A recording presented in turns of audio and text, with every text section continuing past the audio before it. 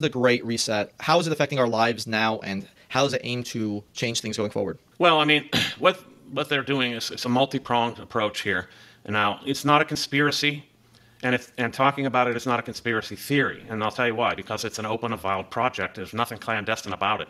It's on the table. The World Economic Forum, in particular, which is the main driving force behind the idea of a Great Reset, they partnered with the UN to advance Agenda 2030. They have a partnership and a framework for that. The WEF speaks about public-private partnerships, and that means the state and corporations together, working together to enact governance. So the state is not only getting resources from these corporations, they're getting more power from these corporations. Then the state deputizes these corporations to be part of itself.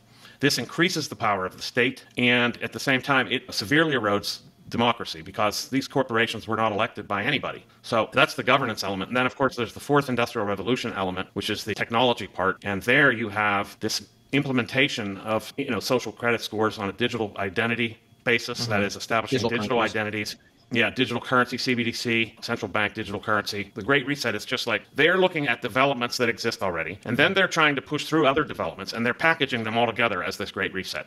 And then it plays out in local contexts differently wherever it's enacted. So that in the U.S., for example, it's been called Build Back Better. And then, of course, you have the immigration element, which I think is part of it. This is all part of creating a kind of global governance by virtue of destabilizing the sovereign nation state. You could point to the inflation as part of this.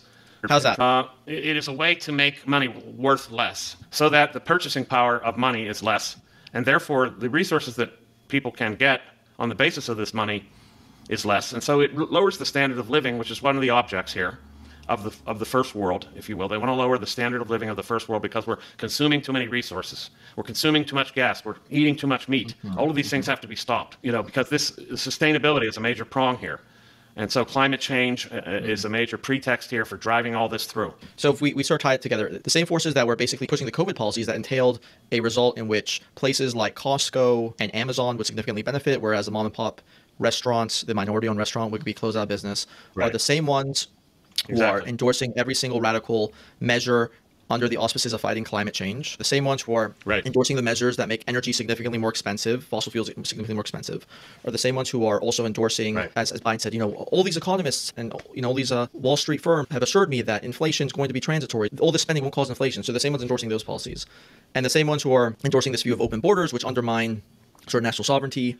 So, and then are the same ones who are also kind of pushing for, as you said, a digital currency, which would result in complete control over your financial life. So, you met your meat quota for the month. Sorry, that transaction won't go through. That's right. You said something bad online. Sorry, your things are frozen so we can investigate. And obviously there's the censorship angle as well, deplatforming everyone. So when you tie that all together and you see them openly espousing all these things individually, right? The World Economic Forum partners, the big global partners, BlackRock in particular stands out as one of them. Then you could kind of see, well, because it does, even when you talk to me about it, I know a bit about it. It does sound conspiratorial, but it's like, at a certain point, there's been a lot of conspiracies that have kind of become true recently, and if you sort of go point by point, they seem to be in alignment on all these different issues.